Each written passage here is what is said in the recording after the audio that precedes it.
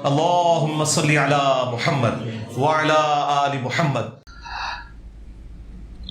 لیلۃ الجائزہ کی کیا حقیقت ہے؟ اکثر بریلوی دیوبندی بیان کرتے ہیں کہ جتنے پورے رمضان میں لوگوں کی مغفرت ہوتی ہے اتنی اس ایک رات میں ہوتی ہے۔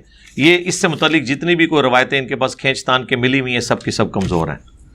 یہ جتنے فضائل ہیں وہ رمضان کی راتوں کے بارے میں ہے کہ اللہ تعالیٰ رمضان کی راتوں میں گناہ گاروں کی مغفرت فرماتا ہے، اور اس میں بھی بالخصوص جو شب قدر ہے اس کے بارے میں آیا ہے بخاری مسلم دونوں میں کہ جس نے شب قدر کا قیام کیا ایمان اور احتساب کے ساتھ تو اللہ تعالیٰ اس کے گزشتہ سارے گناہوں کو معاف کر دے گا۔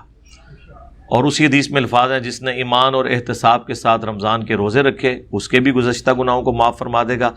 جس نے ایمان اور احتساب کے ساتھ رمضان مبارک کے مہینے میں قیام کیا، جسے ہم قیام اللیل یا تراویح بھی بعض اوقات کہہ دیتے ہیں، اس کے بھی گزشتہ گناہ معاف ہو جائیں گے۔ یہ لیلۃ الجائزہ جو ہے نا اس کے بارے میں کوئی نہیں۔ بہرحال لیلۃ الجائزہ جو یعنی عید کی رات یعنی چاند رات جسے آپ کہتے ہیں، یہ مسلم امہ کے لیے تو بالعموم اور پاکستانی قوم کے لیے بالخصوص ایک سمجھ لیں مصیبت بن کے نازل ہوتی ہے۔ غنڈے جو ہیں وہ سلنسر کھول کے موٹر بائکس لے کے اپنے ویلنگ کرتے ہوئے اسلامی بہنوں کی خدمت کے لیے مارکیٹ میں آ جاتے ہیں، اور یہ دیکھیں میں حیران ہوتا ہوں یہ عورتیں کون سی ہیں جو آخری رات جا کے خریداری کر رہی ہیں۔ ان سے پوچھو کہ تم کرنے کیا نکلی ہو اس وقت، جو کام تم پورے رمضان میں نہیں کر سکی ابھی اس رات میں کیا کرو گی؟ اور سارا طوفان بدتمیزی برپا ہوا ہوتا ہے مارکیٹ کے اندر۔ یعنی جو ایک مہینہ سرکش شیاطین قید رہتے ہیں نا وہ ایک رات میں اپنا کوٹا پورا کر لیتے ہیں آگے۔ ہاں، مغرب میں کتنا مساجد کے اندر رش ہوتا ہے، اور اسی کی جب عشاء کی نماز آتی ہے تو آپ کو اعتکاف والے بندے بھی ڈھونڈنے پڑتے ہیں۔ جو آپ کو رمضان شریف کے اندر جن لوگوں پہ آپ رشک کر رہے ہوتے ہیں کہ یار یہ تو پتہ نہیں کتنا بڑا مومن ہو کے نکلے ہے، ہر شاید چک دینی ہے باہر نکل کے، وہ آپ چکیا جاتا ہے۔ وہ نائی کی دکان پہ ہوتا ہے۔ وہ نائیوں کی دکانوں میں بھی آج کل یعنی میرا تو خیال ہے اپنے جس طرح اگلے زمانوں میں کہتے تھے نا ایک آدھ بچہ جو ہے نا وہ وکیل بنوا لیں، ایک آدھ بچہ نائی بھی بنوا لیں۔ ہاں، آج کل نائیوں کی جو کمائی ہے نا کیونکہ مردوں نے بھی فیشل کروانا شروع کر دیا ہے، اور یعنی ان کی اب ملٹی ڈائریکشنل ایک فیلڈ ہو گئی ہے۔ ٹھیک ہے، داڑھی آپ نہ مونڈیں کسی کی، باقی کام کریں تو اس میں بھی بہت پیسہ موجود ہے۔ ہم مولوی بھی ہو کے آ رہے ہیں، مولوی بھی ہو گئے۔ ہمارے وہاں محلے میں اعتکاف سے بندہ اٹھا ہوا انٹیرم پہ تھا، اچھا نہیں تو پولیس کا اگر کیس ہے تو وہ تو اعتکاف کے اندر بھی لے کے جا سکتے ہیں۔ باجماعت نماز کی تیسری رکعت میں اگر امام جلدی رکوع میں چلا جائے اور ہماری ابھی سورہ فاتحہ مکمل نہ ہوئی ہو تو ایسی صورت میں کیا کرنا چاہیے؟ نماز آپ کی ہو جائے گی میرے بھائی، چونکہ اب یہ کیٹاسٹرافک کنڈیشن ہے۔ بہتر تو ہے کہ آپ ایسی یعنی ڈھونڈیں مسجد جہاں اس قسم کے اماموں کے شر سے آپ بچ جائیں، لیکن اگر ایسی صورتحال ہوتی ہے تو جتنی آپ کی فاتحہ پڑھ لی ہے آپ نے آیات وہ کافی ہیں، باقی امام کی غلطی کا وبال اس کے اوپر ہوگا، آپ اسے سمجھائیں ضرور، آپ کی نماز پیچھے درست ہوگی۔ اس کے اوپر میری آپ ویڈیو ریکارڈڈ دیکھ لیں نیو فاتحہ خلف الامام کے نام سے، اور 1 ملین سے زیادہ لوگ دیکھ چکے ہیں۔ یہ میری لیٹسٹ ویڈیو فاتحہ خلف الامام کے حوالے سے آئی تھی۔ واقعہ معراج شریف مختلف احادیث میں تذکرہ موجود ہے کہ اللہ کے نبی علیہ السلام نے دوزخ میں لوگوں کو سزا ملتے ہوئے دیکھا معراج شریف کے سفر کے دوران۔ سوال یہ کہ قیامت تو ابھی قائم نہیں ہوئی تو کیا یہ سب سزا اور جزا وغیرہ اللہ کے نبی علیہ السلام کو امیجنری طور پر دکھائے گئے تھے؟ میں نے اس کے اوپر بڑی تفصیلی ویڈیو ریکارڈ کروائی ہے، مسئلہ 127ABC واقعہ معراج کے اوپر۔ اس کے بعد بھی HD ریکارڈنگ کے اندر بھی میری ویڈیوز آ چکی ہیں۔ آپ واقعہ معراج اللہ کا دیدار یہ لکھیں تو میری کئی ایک ویڈیوز کھل جائیں گی۔ ان میں نے بتایا تھا کہ یہ امیجنری طور پر نہیں ہے، بلکہ اللہ تعالیٰ نے نبی صلی اللہ علیہ وآلہ وسلم کو ٹائم میں ٹریول کروا کے مستقبل پہلے ہی دکھا دیا۔ یہ ہوا تھا، جس طرح کہ بخاری مسلم میں ہے نبی علیہ السلام نے دجال کو بھی دیکھا ہے۔ بخاری مسلم میں ہے کہ نبی علیہ السلام نے عیسیٰ ابن مریم کو طواف کعبہ کرتے ہوئے دیکھا ہے، جب وہ اتریں گے اور اس وقت طواف کریں گے۔ وہ وقت اللہ نے پہلے ہی ٹائم میں ٹریول کروا کے نبی علیہ السلام کو دکھا دیا۔ اللہ کے لیے تو کوئی مشکل نہیں، اللہ تعالیٰ جب چاہے، جس کے لیے چاہے، جو چاہے وہ کر سکتا ہے۔ تو یہ امیجنری نہیں تھا۔ ایک اور دوسری توجیہ بھی ہو سکتی ہے، وہ یہ ہے کہ اللہ تبارک و تعالی کی طرف سے جو عذاب کا سلسلہ ہے وہ مرتے شروع ہو جاتا ہے، جس طرح قرآن حکیم میں بھی آیا ہے کہ فرعونی صبح و شام آگ پر پیش کیے جاتے ہیں، اور جب قیامت کا دن آئے گا تو بڑے عذاب پر پیش کیے جائیں گے۔ تو آج کل کس عذاب پر پیش ہو رہے ہیں؟ وہ وہی عذاب ہے جو عالم برزخ میں ہے، ان سین بیریئر۔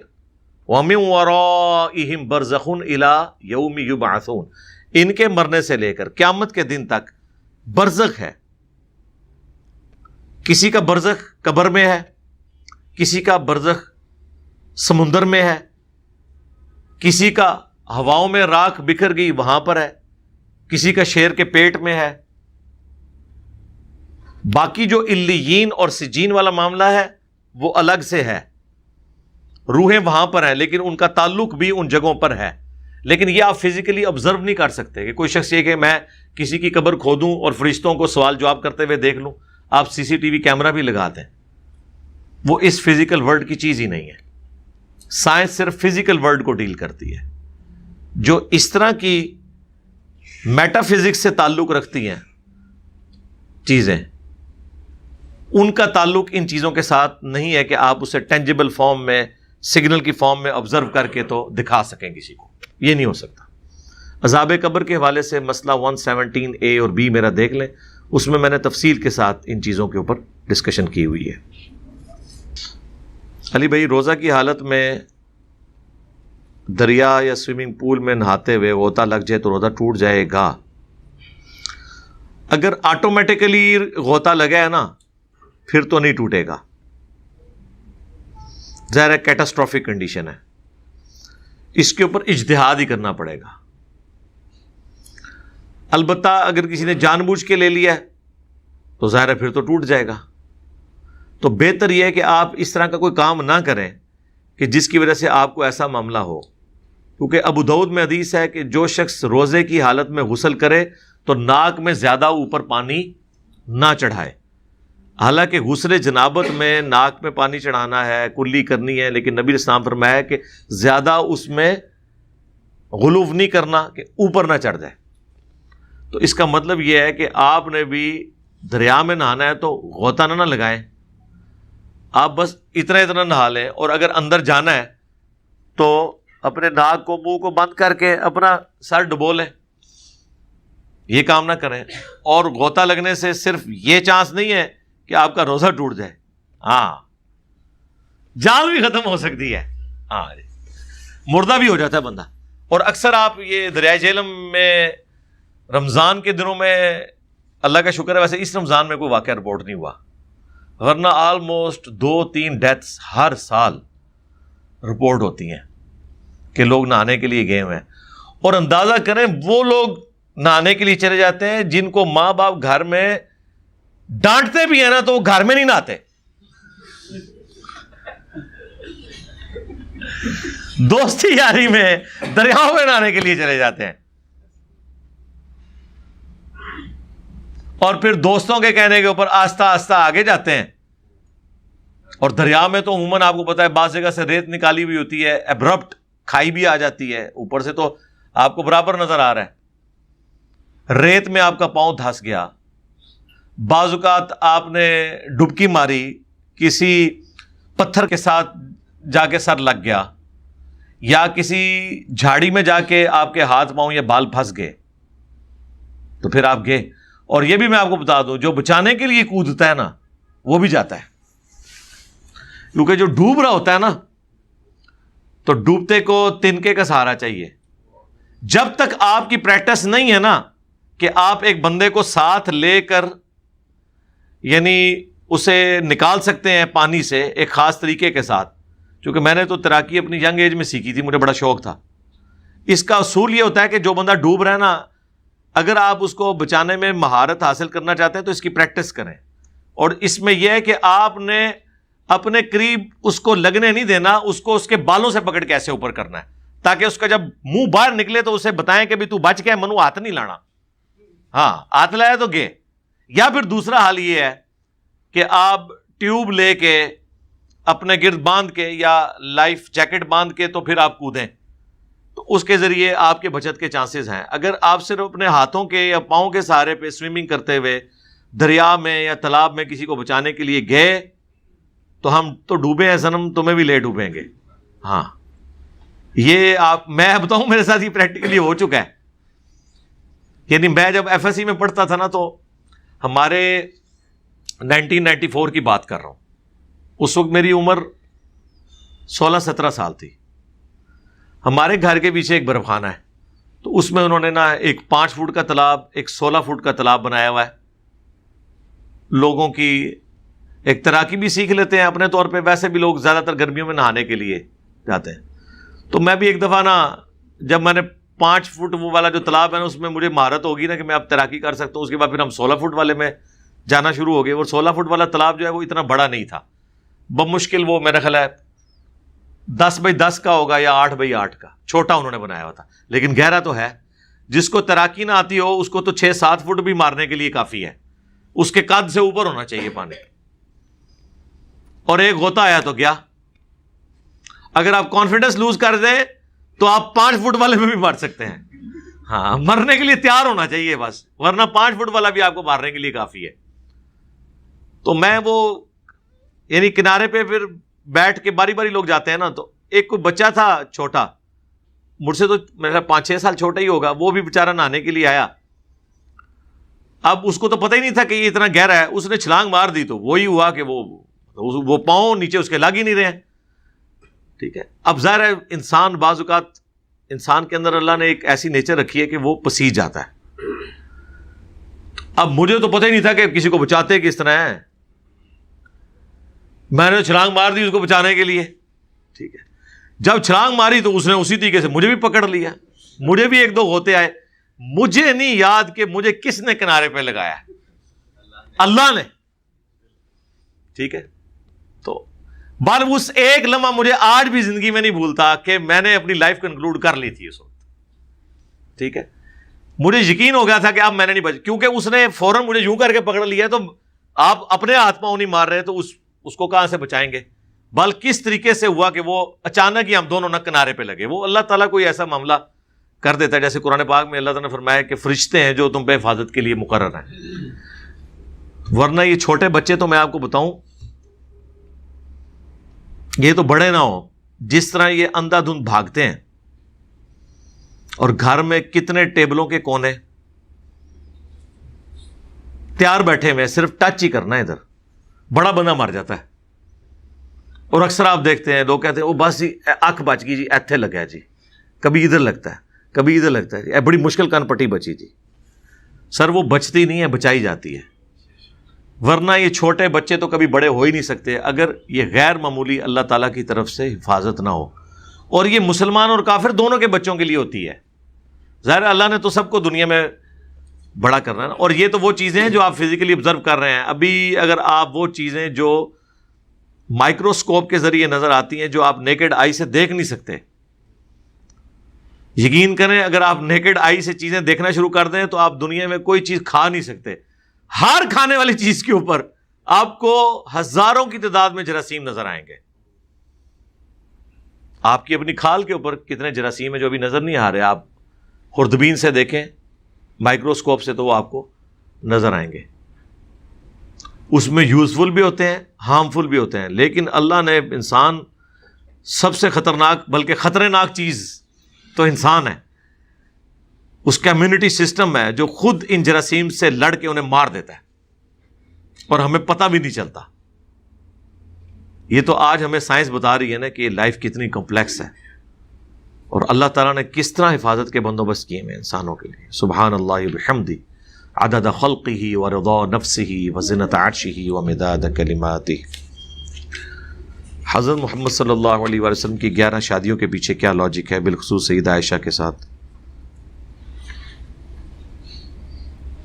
مختلف روایات میں 16 سے کم عمر بتائی جاتی ہے. بے شک اس کے پیچھے اللہ کی حکمت ہے، مگر پھر بھی پاکستانی قانون چائلڈ میرج ریسٹرکشن ایکٹ 1929 کے تحت 16 سال سے کم عمر لڑکی کے نکاح کو جرم سمجھا جاتا ہے. یہ اتنا سادہ معاملہ نہیں ہے جی. نبی علیہ السلام کی جو کثرت ازواج ہیں وہ آپ کی خصوصیت ہے اور قرآن میں موجود ہے. سیدہ عائشہ کی عمر کے حوالے سے بھی میری ویڈیو ریکارڈ ہے. یہ اعتراضات جو غیر مسلم کرتے ہیں ان سے ہمارا اصل اختلاف اللہ تعالیٰ کی ذات اور توحید کے اوپر ہے. ونس جب گاڈ ایگزسٹ کرے گا پھر ول آف گاڈ کے مطابق آپ کو چلنا پڑے گا. نبی علیہ السلام کی صرف یہ خصوصیت نہیں ہے. بخاری مسلم میں آیا کہ نبی علیہ السلام نے فجر کی سنتیں پڑھی اپنے گھر میں، اس کے بعد لیٹ گئے. سیدہ عائشہ کہتی ہیں میں نے خراٹوں کی آواز سنی، بہت اونچے نہیں، معمولی خراٹے، سنت ہے یہ. نبی علیہ السلام اٹھے، وضو بھی دوبارہ نہیں کیا. حجرے کا دروازہ سیدھا مسجد میں کھلتا تھا. مسجد میں گئے، نماز پڑھا کے واپس آئے تو میں نے کہا یا رسول اللہ آپ تو سو گئے تھے، آپ کا وضو؟ تو آپ نے فرمایا ہم انبیاء کی صرف آنکھیں سوتی ہیں، دل جاگتے ہیں. یہ بھی حضور کی خصوصیت ہے. نبی علیہ السلام کی تو کئی ایک خصوصیات ہیں. بخاری مسلم میں حدیث ہے، نبی علیہ السلام نے فرمایا کہ جو شخص کھڑے ہو کے نماز پڑھتا ہے نا، اس کی بنسبت جو بیٹھ کے نماز پڑھتا ہے اسے آدھا ثواب ملتا ہے. جو جان بوجھ کے ایسے کرتا ہے، وہ بھی نفلی نماز کے لیے، فرض نماز تو بیٹھ کے ہوگی نہیں سوائے مجبوری کے. مسلم شریف میں ہے کہ نبی علیہ السلام ایک دفعہ بیٹھ کے نماز پڑھ رہے تھے.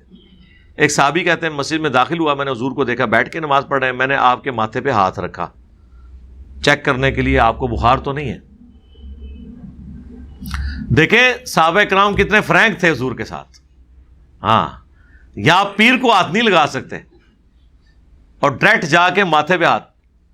تو آپ فرمایا کیا ہوا ہے کہ یا رسول اللہ آپ بیٹھ کے نماز پڑھ رہے ہیں، آپ نے تو خود فرمایا تھا کہ بیٹھ کے آدھا ثواب ملتا ہے. تو آپ نے فرمایا میں عام لوگوں کی طرح نہیں ہوں، مجھے اللہ تعالیٰ بیٹھ کے بھی پورا ثواب ہی دیتا ہے. ظاہر نبی علیہ السلام کی اپنی ایفرٹس اور کاموں میں لگ رہی تھی نا، اس وجہ سے اللہ نے آپ کو کچھ چیزیں پروٹوکول کے طور پہ دی ہوئی تھی. اس طریقے سے بخاری مسلم میں نبی علیہ السلام بغیر افطار کیے ہوئے اگلا روزہ رکھ لیتے تھے، جسے وصال کے روزے کہا جاتا ہے. صحابہ نے رکھے تو بے ہوش ہونا شروع ہو گئے. تو آپ فرمایا ایوکم مثلی، تم میں سے کوئی میری مثل ہو سکتا ہے؟ کسی نے نہیں پڑھا کہ قل انما انا بشر مثلکم. ہاں، ان کو پتا تھا کہ یہ آیت آپ کی جنس کے بارے میں، آپ کی اسپیشی کے بارے میں ہے کہ آپ انسان ہونے میں ہماری طرح ہیں، مرتبے میں ہماری طرح نہیں ہیں. بخاری مسلم میں حدیث ہے نماز میں خشوع خضوع کے ساتھ کھڑے ہوا کرو. اللہ کی قسم میں نماز کی حالت میں اپنے پیٹھ کے پیچھے بھی تمہیں دیکھ رہا ہوتا ہوں. یعنی جب آپ جماعت کرواتے ہیں نا تو نبی علیہ السلام کو ان دو آنکھوں سے پیچھے بھی نظر آتا تھا کہ کون اپنی داڑھی سے کھیل رہا ہے. آپ کو نظر آتا تھا. تمہارا خشوع اور خضوع مجھ پر پوشیدہ نہیں رہتا. بخاری مسلم میں آپ کے پسینے سے خوشبو آتی تھی، یہ آپ علیہ السلام کی خصوصیت تھی. بخاری مسلم میں آیا آپ نماز کے دوران جو سورج گرہن کی نماز کسوف ہے اس میں آپ چند قدم آگے چلے، پھر آپ نے یوں ہاتھ بڑھایا پھر نیچے کیا. صحابہ نے کہا کہ آج ہم نے آپ کو نماز میں ایک عمل کرتے ہوئے دیکھا ہے جو آج سے پہلے نہیں دیکھا. تو آپ نے فرمایا نماز میں اللہ نے مجھے جنت دکھائی، اس میں بھی میں نے ایک انگوروں کا گوشہ دیکھا. میں نے ارادہ کیا کہ میں تمہارے لیے توڑ لوں، اور اگر میں توڑ لیتا تو تم ہمیشہ اسے کھاتے رہتے. کیوں؟ جنت کو فنا نہیں ہے. ایک دانہ توڑیں گے دوبارہ اس کی جگہ دانہ اگ جائے گا. جنت کو فنا نہیں، فنا اس دنیا کی چیز کو ہے. پھر میں نے ارادہ ترک کر دیا. اس ایک حدیث میں آپ دیکھیں 7 آسمانوں کے اوپر جنت دیکھی، ہاتھ بڑھایا، زمین سے 7 آسمان کراس کر کے اوپر ہاتھ بھی پہنچنے والا، اس کے بعد آپ توڑ کے اسے نیچے بھی لا سکتے تھے. یہ وہ ساری کوالٹیز ہیں جو نبی علیہ السلام کے ساتھ اٹیچ تھیں. غیر معمولی شخصیت تھی. لیکن یہ ساری باتیں ان کے لیے ہیں جو آپ علیہ السلام کو اللہ کا پیغمبر مانے. جب اللہ کا پیغمبر مان لیا تو باقی ساری چیزیں خود بخود ماننی پڑ جائیں گی. اصل کوشچن یہ ہے کہ آپ خدا کو مانتے ہیں کہ نہیں، اس کے بعد یہ ساری چیزیں. میرے ابو پہلے سونے کا کام کرتے تھے اور ان پر سونے کی صورت میں قرضہ ہے جو انہوں نے کئی سال پہلے سونے کی صورت میں لیا تھا. اب مجھ پر اس کی کیا ذمہ داری ہے؟ قرضے کو کس صورت میں ادا کروں؟ ظاہر ہے سونے کی صورت میں ادا کرنا ہوگا. میرے یوٹیوب کے اوپر ایک ویڈیو بھی ہے, گولڈ کرنسی نوٹ. سوال ہوا تھا 40 سال پرانا قرضہ ہے تو وہ کیسے واپس کرنا ہے؟ سرکار 40 سال پرانا قرضہ جب آپ واپس کریں گے تو آج کے ریٹ کے اوپر ہی واپس کریں گے. اس لیے تو نہیں اس نے دیا تھا آپ کو کہ آپ اس کو 40 سال بعد اس طریقے سے واپس کریں گے. جی اس نے اس وقت تو نہیں یہ کہا تھا, اس وقت اس کو یہ پتا ہوتا کہ آپ 40 سال بعد واپس کریں گے تو آپ کو دیتا بھی نہ. ہاں تو یہ بھی تو ہے نا, آپ نے بھی تو دھوکے سے لیا. بہرحال آج کل بھی اگر آپ نے کسی کو قرضہ دینا ہے نا تو ڈالرز کی فارم میں یا سونے کے ریٹ کے اوپر دیں. سپوز کوئی کہتا ہے جی مجھے 5 لاکھ قرضہ چاہیے اور آج کل 1 تولہ سونا کی قیمت 1,31,000 اگر چل رہی ہے, اس کے ایکویلنٹ کیلکولیٹ کریں کہ اتنے گرام آف گولڈ کے ایکویلنٹ میں نے آپ کو قرضہ دیا ہے, آپ نے جب بھی مجھے واپس کرنا ہے چاہے 6 مہینے بعد کرنا ہے, اسی کے ایکویلنٹ واپس کرنا ہے تاکہ جو پیسہ ڈی ویلیو ہو جاتا ہے اس شر سے آپ بچ جائیں. یا ڈالرز کی فارم میں کر لیں, اس میں اگر ڈالر کی یا سونے کی قیمت چڑھ جاتی ہے اور وہ آپ کو دیتا ہے تو اس کا یہ مطلب نہیں ہے کہ آپ نے اس سے سود لے لیا ہے. نہیں, سود تو تب لیں گے کہ اگر آج آپ نے $100 قرضہ دیا ہے اور اس سے $110 لیں, آج بھی $100 کے اگینسٹ پیسے دیے اور 5 سال بعد $100 ہی واپس لیے اس کے اگینسٹ, تو $100 تو اپنی جگہ موجود ہے نا. جو پیسہ ڈی ویلیو ہوا وہ اسی کے کھاتے میں پڑنا چاہیے نا جس نے اتنا ڈیلے کر کے قرضہ دیا ہے. یہ پرابلمز اگلے زمانوں میں نہیں ہوتے تھے.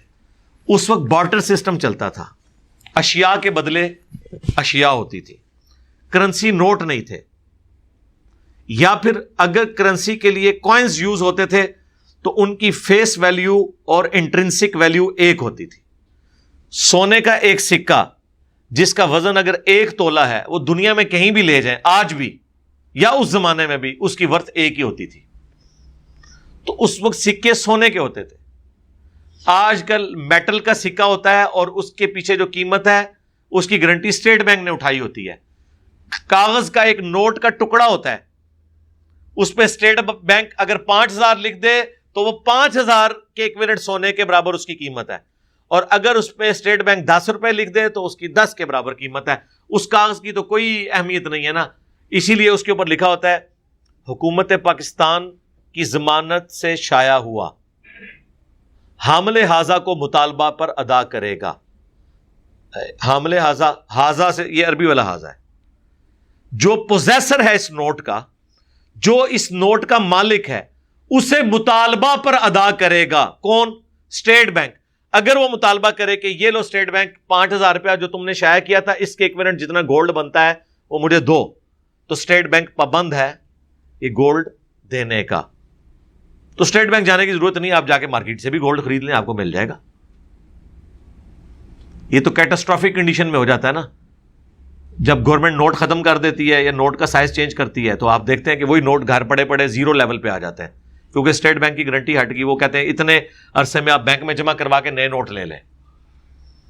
اسی لیے ہم کہتے ہیں یہ کوائن سسٹم بہتر ہے اس اعتبار سے. آج اگر امریکہ ڈالر کرنسی چینج کر دے اپنی تو ٹینٹ تک کھیڑے پوری دنیا جا.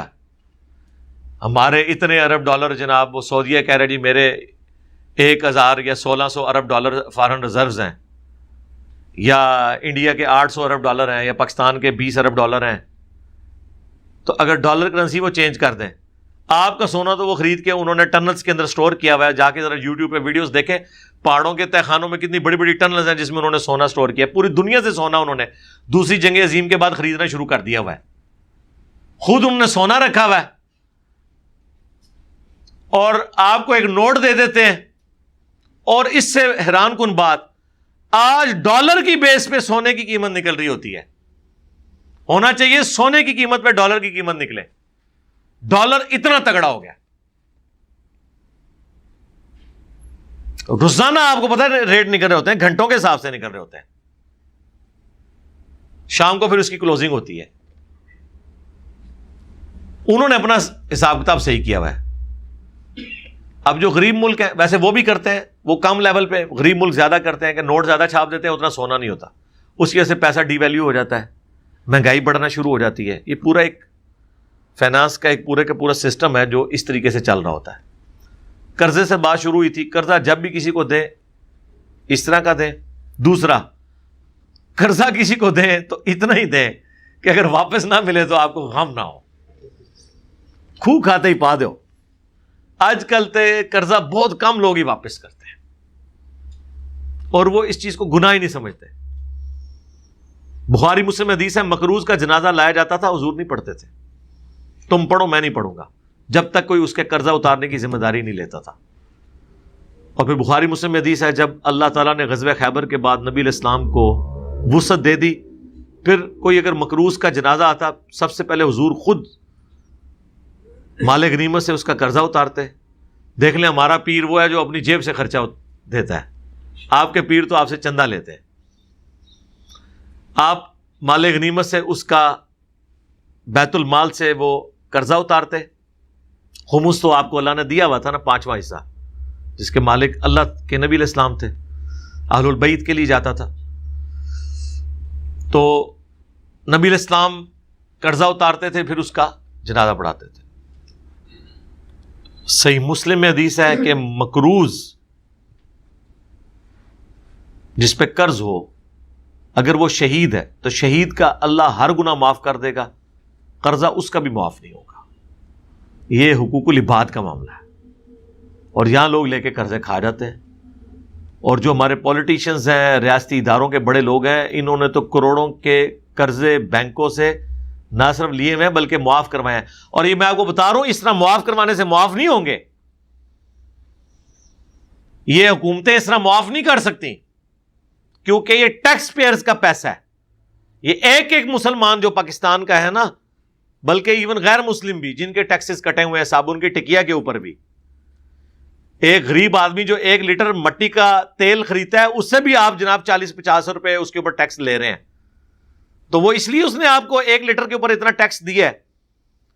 ایک ہونڈا سیوک والا بھی پیٹرول پہ اتنا ہی ٹیکس دے رہا ہے جو ایک موٹر بائک والا دے رہا ہے. وہ اس لیے آپ کو دے رہا ہے کہ اس سے آپ پولیٹیشنز کو قرضے معاف کریں دے کے انہی پیسوں میں سے. اس طرح معاف کوئی نہیں ہونے, چمڑی اترنی. ایک بہن کی طرف سے سوال ہے کہ کیا جس طرح حضرت علی نے قنوت نازلہ پڑھی تھی, کیا آج کے دور میں آل امیہ کے ماننے والوں اور ان کے چاہنے والوں پر بھی قنوت نازلہ پڑھ؟ جی پڑھ لیں. آل امیہ تو ویسے ہی ختم ہو گئی, اب تو ان کے صرف وکیل ہی رہ گئے. ہاں, آل امیہ دنیا میں کہیں نہیں موجود اس وقت. ان شانیک هو الابتر, یہ حضور کے ساتھ وعدہ تھا کہ آپ کی تو اولاد کثرت سے ہوگی. انا اعطیناک الکوثر, آپ کی کثرت امت میں بھی ہے, اولاد میں بھی ہے, عزت میں بھی ہے, ہر لحاظ سے. اور دشمن کا اللہ نے پہلے ہی کہا تھا دم کٹا رہے گا. آج آپ عرب ملکوں میں چلے جائیں, آپ کو بنو تمیم بھی ملیں گے, بنو عدی بھی ملیں گے, بنو تیم بھی ملیں گے جو حضرت ابوبکر کا خاندان تھا. بنو عدی جو ہے وہ حضرت عمر فاروق رضی اللہ تعالیٰ کا, اور بنو ہاشم تو ادھر ہی اتنے آپ کو مل لیں گے پوری دنیا میں. لیکن بنو امیہ خاندان ایز اے خاندان آپ کو کوئی بندہ نہیں ملے گا جو اپنے نام کے ساتھ الاموی لکھتا ہو. ہمارے پاس پچھلے دنوں وہ یمن کے ایک بھائی آئے ہوئے تھے, وہ بتا رہے تھے کہ میں عرب کے سارے ملک گھوما, مجھے بنو امیہ خاندان نہیں ملا. اور ان کو تو کافی اس فیلڈ میں نالج بھی تھا کون کون سے اس وقت عرب کے قبائل ہیں. بنو تمیم موجود ہے, بخاری مسلم میں حدیث ہے. ابو ہریرہ کہتے ہیں جب سے میں نے نبی علیہ السلام سے بنو تمیم کے بارے میں سنا کہ دجال پہ سب سے زیادہ یہ میری امت کا گروہ ہوگا, میں اس دن سے بنو تمیم سے محبت رکھتا ہوں. بنو تمیم ہی نے قادسیہ میں ہاتھی گرائے تھے,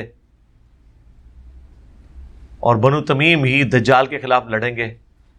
لیکن لیکن لیکن یہ تصویر کا ایک رخ ہے. بڑے بڑے خبیث بھی بنو تمیم میں پیدا ہوئے ہیں. ذوالخویسرہ تمیمی نجدی جو بخاری مسلم میں آتا ہے, جس نے کہا تھا اتق اللہ یا محمد, اے محمد اللہ سے ڈر اور انصاف کر. اور قرآن میں بھی اللہ تعالیٰ نے اس کا ذکر کیا سورہ توبہ میں کہ یہ مال غنیمت میں تان کرتے ہیں آپ کے اوپر. تو نبی علیہ السلام نے فرمایا کہ اگر میں انصاف کرنے والا نہیں تو مجھ سے بڑھ کے کون ہوگا. تو صحابہ نے کہا اجازت دیں ہم اس کا گلا کاٹ دیں. آپ فرمایا چھوڑ دو, اس کی نسل میں بھی ایسے لوگ پیدا ہوں گے خوارج. اور وہ بخاری مسلم کے الفاظ ہیں, وہ حضرت علی کے زمانے میں ظاہر ہوئے, اور سنن نسائی میں موجود ہے کہ قیامت تک خوارج نکلتے رہیں گے. ان کا آخری گروہ دجال کے ساتھ مل کے مسلمانوں کے خلاف لڑے گا. آج بھی خوارج کی نشانی ہے, جو مسلمانوں کو قتل کرتے ہیں وہ خارجی ہیں, کافروں کے ساتھ انہوں نے پینگیں بڑھائی ہوئی ہیں. اعلیٰ حضرت نے لکھا ہے ایک وہابی کھڑا ہوا, ہاں, کیونکہ وہ بخاری کے الفاظ ہیں, گھنی دھاڑی, آنکھیں دسی ہوئی, اور تہمت آدھی پنڈلیوں تک. تو کسی حد تک ٹھیک ہی انہوں نے کہا نا. تو وہ کہتے ہیں یہ حلیہ جس کا بھی ہوگا نا وہ بنو التمیم سے ہوگا, وہ ذوالخویسرہ التمیمی کی اولاد ہے. اور اس سے خطرناک بات یہ ہے, خطرناک سے بھی زیادہ خطرناک, جس سے اہل حدیثوں کی کانپیں ٹانگ جائیں گی, یعنی ٹانگیں کانپ جائیں گی, کہ محمد بن عبد الوہاب صاحب بھی تمیمی ہے اور ابن تیمیہ بھی تمیمی ہے. یہ بھی دونوں بنو تمیم سے. اس لیے بریلوی کہتے ہیں یہ اسی ذوالخویسرہ التمیمی کی اولادیں ہیں, گستاخ. اور ایون میرے بارے میں 8 سے 10 سال پہلے جیلم میں جب بریلویوں نے ایک بہت بڑے اشتہار چھاپ کے مختلف دیواروں پہ لگایا, اس میں لکھا ہوا تھا ذوالخویسرہ التمیمی, ابن تیمیہ التمیمی, عبد الوہاب التمیمی کے بعد انجینئر محمد علی مرزا التمیمی. ہاں, ہم تو بھائی بنو تمیم سے ہے ہی نہیں ہیں, ہم تو عجمی ہیں. ٹھیک ہے, ہم تو وہ ہیں جن کے بارے میں ڈاکٹر اقبال نے کہا تھا کہ کعبے کو مل گئے پاسباں صنم خانے سے. ہمارے آباء و اجداد تاتاری تھے, ہم تاتاریوں کی اولاد ہیں جو بعد میں مسلمان ہوئے, ترک قبیلے. یہاں پہ مغلیہ سلطنت قائم ہوئی, سلطنت عثمانیہ بھی, یہ بھی سارے وہی ٹرک کی اولاد میں سے تھے.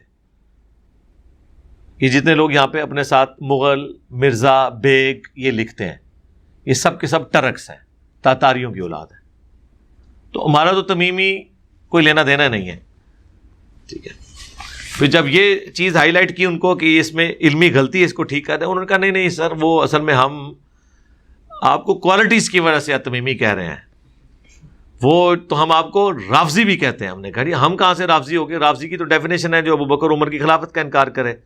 وہ کہتے ہیں نہیں, رافضی وہ ہوتا ہے جو اپنے امام کو چھوڑ دے. آپ بھی تو امام احمد بریلوی کو چھوڑ گئے ہیں, تو آپ رافضی ہوئے ہمارے لیے. تو واقعی لغت کے معنوں میں تو ہم رافضی ہیں, اصطلاح کے معنوں میں نہیں ہیں. ٹھیک ہے جی, لغت کے معنوں میں تو مولا علی نے بھی فرمایا تھا نا کہ شیعہ کیا ملتا ہے کہ ہر مسلمان کو رافضی ہونا چاہیے دنیا سے, زہد اختیار کرنا چاہیے دنیا کے اگینسٹ, آخرت کا طالب ہونا چاہیے. رافضی کہتے ہیں جو اپنے امام کو چھوڑ دے. تو سر اگر آپ ہم سے پوچھیں تو ہمارے سوا باقی پھر سارے ہی رافضی ہیں, کیونکہ ہمارا امام وہ ہے جس کی قبر مدینے میں ہے. ہاں صلی اللہ علیہ وآلہ وسلم. آپ کے امام دیوبند میں دفن ہے, بریلی میں دفن ہے, نظام الدین میں دفن ہے, اجمیر میں دفن ہے, بغداد میں دفن ہے, ملتان میں ٹھہر دے صاحب نال دفن ہے. ٹھیک ہے نا. تو امام اس کو مانے جس کو اللہ نے آپ کا امام بنا کے بھیجا ہے, محمد رسول اللہ صلی اللہ علیہ وآلہ وسلم. میرا سوال ہے کہ اسلام میں میوزک کیوں حرام ہے, نیز دف حلال ہے؟ اس کے اوپر میں کافی دفعہ بول چکا ہوں, ایڈا بھی کوئی حرام نہیں ہے. باقی میری ویڈیوز دیکھ لو. ہاں, میوزک, شاعری, اس کے اوپر میں ویڈیوز ریکارڈ کروا چکا ہوں. علی بھائی, کیا ایسا کاروبار حلال ہوگا جس میں ایک کلائنٹ کو لو پرائس انوائس لگا کر بھیجی جائے لیکن پروڈکٹ وہی ہے جو اس نے ڈیمانڈ کی تھی, پروڈکٹ میں کسی طرح کی کوئی کمی بیشی نہیں ہے؟ یہ منو پہ دس دو کہڑے چکر چو انہوں پیسے کھوانے جے, ہاں, یا وہ ٹیکس بچانا جے, ہاں لکھا ہوا ہے جی ٹیکس بچانا ہے جی, غلط ہے. صحیح مسلم حدیث ہے, گناہ وہ جو تیرے دل میں کھٹکے اور تو اس بات سے آر محسوس کرے کہ لوگ اس پر مطلع ہوں. اور جامع ترمذی کی حدیث, حسن ابن علی کہتے ہیں میرے نانا نے مجھے وصیت کی تھی کہ جو چیز تمہیں شک میں ڈال دے اسے چھوڑ دو. سچائی اطمینان عطا کرتی ہے اور جھوٹ جو ہے انسان کو بے سکونی دیتا ہے. میں 4 رکعت والی نماز میں اکثر اوقات تیسری رکعت سے اٹھتے وقت چوتھی رکعت میں جانے کی بجائے تشہد میں بھول کر بیٹھ جاتا ہوں اور تشہد کا کوئی حصہ بھی پڑھ لیتا ہوں. جب اس کا احساس ہوتا ہے تو فوراً اٹھ کر چوتھی رکعت ملاتا ہوں, بعد میں سجدہ صاف کر لیتا ہوں. کیا نماز ہو جائے گی؟ جی بالکل ہو جائے گی, لیکن اگر آپ نے وہ رکعت نہ ملائی پھر نماز صرف سجدہ صاف سے نہیں ہوگی. سجدہ صاف صرف ان غلطیوں کا کفارہ ہے جو چھوٹے لیول کی غلطیاں ہیں, بڑی غلطیوں کا کفارہ سجدہ صاف نہیں ہے. یعنی اگر کسی نے ایک رکعت میں 2 کی بجائے 1 سجدہ کر دیا یا رکوع بھول گیا یا قیام چھوڑ دیا تو پھر سجدہ صاف سے اس کا ازالہ نہیں ہوگا. سجدہ صاف کے 5 طریقے, میری ایک ویڈیو ہے سجدہ صاف اور انجینئر محمد علی مرزا لکھیں, بے شمار ویڈیوز کھلیں گی. مسئلہ نمبر بھی میرا بہت سال پہلے کا 92 نمبر ریکارڈڈ ہے. ایک ایک چیز میں نے کھول کے بیان کی ہے, کن مواقع پہ سجدہ صاف کرنا ہے, کس پہ نہیں کرنا. بعض ایسے مواقع ہیں جس پہ آپ نے سجدہ صاف نہیں کرنا, ضرورت ہی کوئی نہیں, اور بعض ایسے ہیں جن پہ آپ کریں گے بھی تو نماز نہیں ہوگی جب تک نماز دوبارہ نہیں پڑھیں گے. جس طرح کئی لوگ ہیں جی وہ یاد ہی نہیں رہتا جی کتنی پڑھیاں نے, اینڈ تے 2 سجدے کر لیتے ہیں. اینڈ تے 2 سجدے نہیں کرنے سر, دوبارہ ہی نماز پڑھنی ہے اینڈ تے. یاد ہی نہیں کتنی پڑھی ہیں. جس کو یہ بھی نہیں یاد میں کس غلطی کے اوپر سجدہ صاف کر رہا ہوں تو اس کا سجدہ صاف کس کام کا ہے؟ بخاری مسلم دونوں میں حدیث ہے کہ اگر اس طرح کا بھول جاؤ نماز میں کوئی معاملہ ہو تو تم یقین پہ بنیاد رکھو, یعنی کم کی طرف جاؤ. اگر کسی کو شک ہوا کہ 2 پڑھی یا 3 تو وہ یہ یقین رکھے کہ میں نے 2 پڑھی ہیں 3 نہیں پڑھی, اگرچہ اس نے 3 بھی پڑھی ہو تب بھی اسے 2 ہی شمار کرے اور اینڈ پہ پھر سجدہ صاف بھی کرے گا. بخاری مسلم میں کہ یہ حدیث ہے, نبی الاسلام بھی بھولے ہیں. 5 رکعتیں بھی آپ نے پڑھا دی ہیں زور اثر کی, ایک دفعہ زور اثر کی 2 رکعتیں پڑھا دی, بعد میں آپ نے سجدہ صاف کیا, رکعتیں بھی مکمل کی. روزہ کی حالت میں نزلہ جو ناک میں جمع ہوتا ہے وہ حلق کے نیچے اتر جائے, نہیں روزہ نہیں ٹوٹے گا. اندر کی چیز اندر چلی جائے, تھوک ہے, اسی طریقے سے بلغم ہے, وہ پھینکنا کوئی ضروری نہیں ہے, آپ کا روزہ نہیں ٹوٹے گا. ایون کلی کرنے کے بعد 1-2 دفعہ آپ نے جو تھوک پھینکی اس کے بعد جو تری رہ جاتی ہے منہ کے اندر, اس سے بھی نہیں روزہ ٹوٹے گا. حضرت معاویہ اور یزید کا دور تقریباً 22 سال پر محیط ہے. 22 نہیں تقریباً 24 سال. اس دوران ممبروں پر جو قرآن سنایا جاتا تھا کیا وہ اسی شان نزول کے مطابق سنایا جاتا تھا یا چھپایا جاتا تھا؟ بعض اوقات چھپا بھی لیتے تھے, بعض اوقات سنا بھی دیتے تھے اور ان کے گاٹے فٹ ہو جاتا تھا. باقی اتنی تفصیلات تو احادیث کے اندر نہیں آئی ہیں, اور یہ تو حقیقت بات ہے. آج بھی قرآن حکیم کی آیات بھی آپ ڈائریکٹ نہیں پڑھ سکتے اگر لوگوں کو اس کا ترجمہ پتا ہو. سورہ جمعہ کی آیات لوگ پڑھ رہے ہوتے ہیں جمعے والے دن بھی, بعض اوقات نماز میں بھی, بعض اوقات شب جمعہ کی مغرب اور عشاء میں بھی. اس میں تو واضح موجود ہے وَتَرَكُوكَ قَائِمًا, اے نبی آپ کو خطبے میں چھوڑ کے آپ کے ساتھی چلے گئے جمعے کے خطبے میں.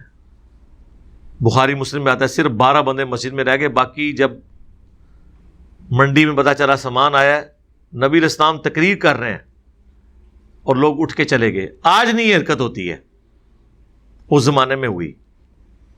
اور قرآن قیامت تک پڑھا جائے گا اور اللہ تعالیٰ نے اس چیز کو نقل کیا ہے, اس کے اوپر عطا فرمایا ہے صحابہ کے اوپر. باقی غلطی ہوئی, انہوں نے اپنی ریمیڈی کر لی. اب یہ نہیں کہہ سکتے یہ غلطی ڈسکس نہیں ہو سکتی, غلطی تو ڈسکس ہوگی. ہاں اس غلطی کے بعد ان پہ لام تان نہ کریں. یہ تو کہیں کہ غلط ہوا تھا, لیکن ساتھ یہ بتائیں کہ وہ سمعنا و اطعنا کرنے والے لوگ تھے. بنو امیہ یا ان کے حکمران یہ تھے کہ وہ غلطیاں کرتے تھے, ان کو روکا جاتا تھا, وہ روکنے والوں کو کوڑے لگواتے تھے اور بار بار وہ غلطیاں ریپیٹ کرتے تھے, جیلوں میں ڈلوا دیتے تھے. میرا کربلا والا ریسرچ پیپر پڑھ لیں. بنو امیہ تو میں نے کب سے دفنا دیا یار, یہ تو اب کبھی سوال آتا ہے تو مجھے خیال آتا ہے کہ یہ بھی کوئی ٹاپک ہے دنیا میں. مر مر گئے سارے. اگر کسی قبر کا بارش کی وجہ سے بیٹھ جانے کا خطرہ ہو تو کیا اس کی 4 دیواری اینٹوں سے پکی کر سکتے ہیں؟ جی کر سکتے ہیں, کوئی حرج نہیں ہے. باہر سے قبر کو پکا نہ کریں, اندر سے آپ اس کی 4 دیواری پکی کر لیں. اگر آپ کو قبر کے بیٹھنے کا اندیشہ ہے اس کے اوپر سل ڈالیں, سب کچھ کریں. ایون پہلے نہیں کیا ہوا تھا، قبر بیٹھ گئی، آپ قبر کو دوبارہ سے تعمیر کر سکتے ہیں۔ قبر جو ہم کہتے ہیں نا کچی رکھیں، یہ سنت ہے، مٹی نہ بہے اس کے لیے قبر کے اوپر سنگریزے ڈالنا یا اس کے ارد گرد ایک بالش تک اونچی پتھر کی کوئی سلیبز رکھ دینا، تو یہ بخاری سے، مسلم سے، ابو داؤد میں ایسی حدیث موجود ہیں جس سے ثابت ہے۔ قبر کا نشان باقی رکھنا بھی سنت ہے۔ نبی الاسلام اپنی والدہ کی وفات کے 50 سال کے بعد ان کی قبر پہ گئے، نشان باقی تھا تو گئے نا، تو یہ آپ کر لیں۔ لیکن اس ڈر سے کہ یہ قبر کوئی اکھاڑ نہ دے، اسے باہر سے بھی پکا کر کے بنانا، اتنی اونچی عمارت بنا دینا، یہ بالکل غلط ہے۔ بس اتنی بنائیں سائڈ کے اوپر، اندر سے کچا پورشن رکھیں تاکہ بارش میں وہ مٹی بہہ نہ جائے، اسے مکمل پکا کرنے کی ضرورت نہیں ہے۔ اور ویسے آپ دیکھیں کئی گاؤں ایریا پاکستان میں، جنوبی پنجاب میں، سندھ کے اندر، ایون سرگودا والی سائڈ پہ میں نے دیکھا ہے، جھانگ والی سائڈ میں ہزاروں قبریں ہیں، وہ مٹی کی لپائی کے ساتھ بنائی ہوئی ہوتی ہیں انہوں نے، باہر سے وہ کچی قبریں ہوتی ہیں، بس اس کو اس طرح کیا ہوتا ہے، بڑا عرصہ ضرورت ہی نہیں پڑتی ہے۔ بہرحال جن جگہوں پہ پانی آ جانے کا اندیشہ ہے، بارش کا پانی جمع ہو جاتا ہے، ندی نالا وہاں قریب سے گزرتا ہے، سیم کا پانی آ جاتا ہے، اول تو کوشش کریں ایسی جگہ سے قبرستان کو شفٹ کریں۔ اس پہ میری پہلی بھی ویڈیو آئی تھی، ایسی جگہوں پہ قبرستان نہیں ہونے چاہیے، کوشش کریں اونچی جگہوں پہ ہوں، لیکن اگر یہاں پہ ہوتے ہیں اور یہ تھوڑا بہت آپ کو کرنا پڑتا ہے تو آپ ضرور کریں۔ کیا مرد کان میں بالی پہن سکتے ہیں جس کی نسبت کربلا سے ہو؟ سر کربلا تو شاہی کوئی نہیں، نبی الاسلام سے بھی نسبت ہو تب بھی وہی کام کیا جائے گا جو اللہ کے نبی نے اجازت دی ہے۔ بخاری میں موجود ہے، نبی الاسلام نے ایک دفعہ ایک ریشمی کرتا بھیجا مولا علی کو، انہوں نے پہن لیا، تو نبی الاسلام نے ان کو منع فرمایا کہ میں نے اس لیے تو نہیں بھیجا تھا کہ تم پہنو، مرد پہ تو حرام ہے، تو اس کو اتار کے عورتوں میں تقسیم کرو۔ اگر نبی الاسلام کا اپنا بھیجا ہوا کرتا مولا علی نہیں پہن سکتے تو سرکار تو ہڈے کربلا دی بالی کو جڑا نہیں پا سکتا۔ اس کی وجہ یہ ہے کہ بالیاں پہننا عورتوں کی نشانی ہے۔ قرآن میں بھی اللہ تعالیٰ نے عورت کا ذکر کیا نا کہ زیورات میں لدی ہوئی ہے اور غصے کے بعد اپنی بات صحیح طریقے سے کمیونیکیٹ نہیں کر سکتی۔ بخاری مسلم میں ہے کہ جب نبی علیہ السلام جہاد کے لیے چندے کی اپیل کرتے تھے، نئی گاڑی خریدنے کے لیے نہیں، ہاں کوٹھیاں بنانے کے لیے نہیں جو ہمارے علماء کرتے ہیں، اللہ کی راہ میں غریبوں پہ لگانے کے لیے، تو بخاری مسلم کے الفاظ ہیں عورتیں اپنے کانوں سے بالیاں بھی اتار کے دے دیتی تھیں۔ اس سے یہ بھی ثابت ہوا کہ اس زمانے میں بھی عورتوں کی نشانی تھی۔ دوسرا، عورت کان چھدوا سکتی ہے، عورت بالی بھی پہن سکتی ہے۔ باقی وہ بخاری کی حدیث، ان مردوں پہ لعنت جو عورتوں کی مشابہت اختیار کریں اور عورتوں پہ لعنت جو مردوں کی مشابہت اختیار کریں، اس میں کوئی بھی ایسا کام آپ نہیں کریں گے۔ اسی طریقے سے دیکھیں ہمارے جو شیعہ بھائی ہیں ان کے گھروں میں آپ دیکھیں گے انہوں نے وہ غازی عباس کا وہ پنجہ لگایا ہوتا ہے، لوہے کا، سٹیل کا بنا ہوا، ایز اے سمبل۔ تو میں ان سے ایک معصومانہ سوال کرتا ہوں کہ آپ اپنے علماء سے ذرا پوچھیں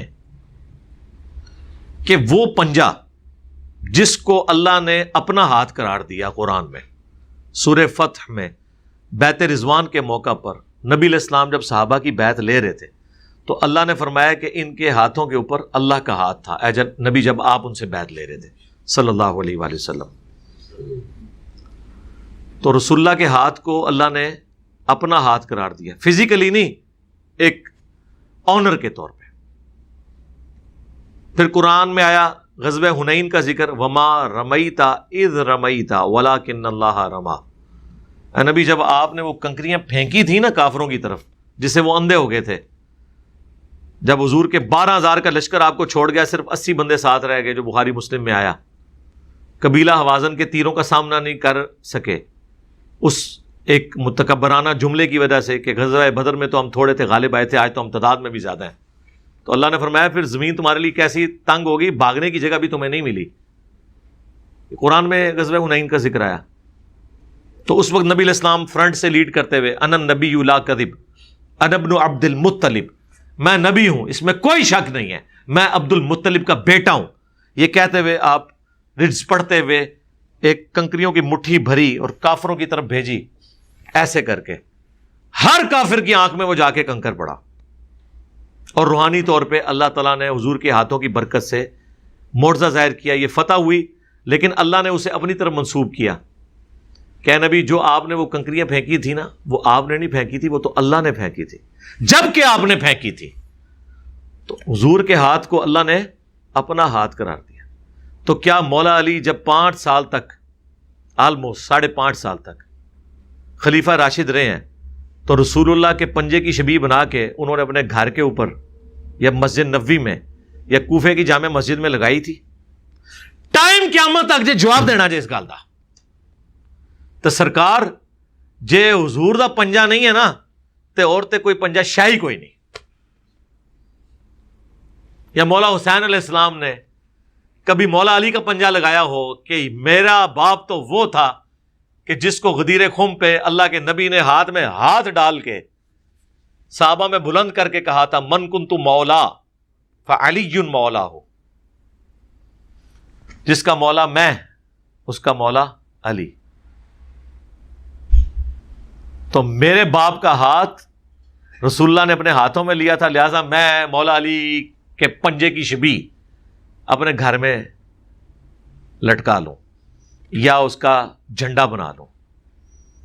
یہ سب کی سب بدعات اور رسومات ہیں۔ ویسے تو اب کافی حق گو علماء بھی آ گئے ہیں، وہ حق گوئی تو بیچارے اپنے چکر میں کر رہے ہیں، لیکن وہ ہمارے حق میں فائدہ مند ہے۔ وہ ایک شیعہ عالم کہنے لگے کہ اب انجینئر صاحب جو ہے نا ان کا مسئلہ ہے کہ وہ کہتے ہیں ہر چیز قرآن و سنت سے دکھاؤ، تو قرآن و سنت سے تو ہم اپنی یہ چیزیں نہیں دکھا سکتے نا۔ وہ اپنے شیعہ پبلک کو ٹھنڈا کر رہا تھا کہ انجینئر صاحب کو نہ مجبور کیا کریں کہ وہ ٹوٹلی ہماری باتیں مانیں، حالانکہ ہم ان کی نہیں مان رہے ہوتے، نہ انہیں کہتے ہیں وہ ہماری مانیں، ہم کہتے ہیں جو حق بات ہے وہ قبول کریں۔ تو وہ کہہ رہے تھے کہ وہ جن باتوں پہ ماتم کے اوپر، چھریوں کے اوپر، پنجوں کے اوپر، جھولوں کے اوپر جو انجینئر صاحب بولتے ہیں، تو اس میں ان کو معذور تصور کریں، اس لیے کہ وہ کہتے ہیں کہ جو چیز بھی دکھانی ہے اللہ کے نبی علیہ السلام سے دکھائی جائے، تو اللہ کے نبی سے تو ہم یہ چیزیں نہیں دکھا سکتے۔ سرکار میری یہی کامیابی ہے، بس رکو ذرا، بس ادھر ہی رک جاؤ، آگے نہ چلو۔ دین وہ ہے جو آسمانوں سے نازل ہوا ہے، دین وہ ہے جو اللہ کے نبی علیہ السلام بتا کے چلے گئے، اس کے بعد جو کچھ ہے وہ آپ کے اپنے اجتہاد ہیں۔ جو زیادہ سے زیادہ جواز کے درجے میں چیزیں ہو سکتی ہیں، ہماری مرضی، ہم اسے بدعت کہیں، حرام کہیں، جو مرضی کہیں، چونکہ وہ دین نہیں ہے، وہ آپ نے خود گھڑا ہوا ہے۔ آپ کی مرضی اسے ثواب بنا کے بے شک پیش کرتے رہے، ہم تو آپ کو صرف سمجھائیں گے۔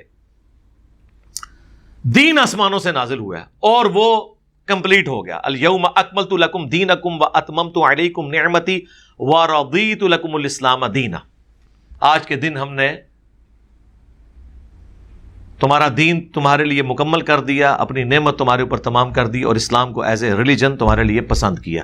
دین مکمل ہو چکا ہے۔ اب بعد میں جو کچھ بھی آپ ایڈ کر رہے ہیں نا، وہ آپ کی اپنی خرافات ہیں، جو کچھ ہے آپ ہمیں اس کا پابند نہیں کر سکتے۔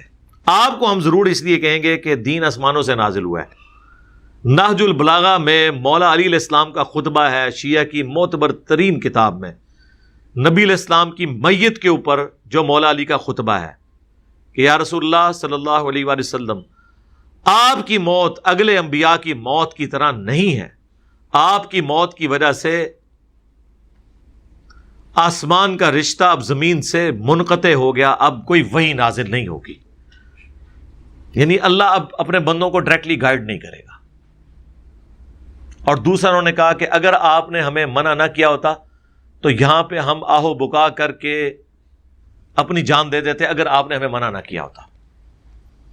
ماتم بھی فارغ اور عقیدہ امامت کی ایسی شکل بھی فارغ جس میں کوئی یہ عقیدہ رکھے کہ آسمان سے کوئی خبریں کسی امام یا کسی بابے کے اوپر نازل ہوتی ہیں، چاہے وہ شیعوں کا امام ہو یا حنفیوں کا، شافیوں کا، مالکیوں کا یا حنبلیوں کا امام ہو، یہ عقیدہ رکھنا ہی باطل ہے، بالکل یہ منقطع ہو چکا ہے وہاں۔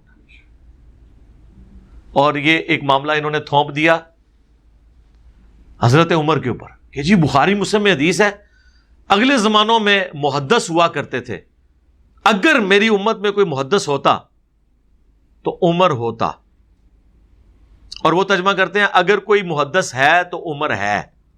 دونوں ترجمے درست ہیں، لیکن ہم اس ترجمے کو بہتر سمجھتے ہیں جو فٹ ان بیٹھتا ہے کہ اگر محدث ہوتا تو عمر ہوتا.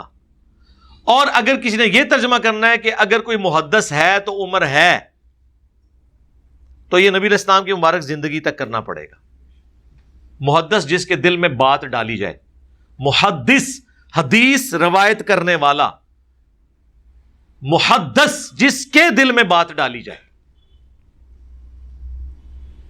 اب لوگ پوچھیں گے جی یہ آپ کس طرح کہہ رہے ہیں، وہ تو روایت ہے دلائل النبوہ امام بیہقی کی کتاب میں، یا ساریت الجبل، حضرت عمر نے اتنے کلومیٹر دور دیکھ لیا تھا، اللہ نے آپ کو دکھا دیا تھا. وہ اللہ نے دکھا دیا تھا جو ان کا قاتل چھپا ہوا تھا وہ نظر نہیں آیا انہیں. جی جب اللہ چاہتا ہے تب ہوتا ہے. سرکار آپ کا تو عقیدہ ہی نہیں ہے، آپ تو چاہتے ہیں جب بابا چاہتا ہے وہ جان لیتا ہے. اب آپ نے نئی ڈاکٹرن کھڑی کر لی ہے، دیکھا وہ جی بزرگ دلوں دے حال بھی جان دے نے. کدے کیا کسی نے کہ جدوں اللہ جاندا ہے جان دے نے؟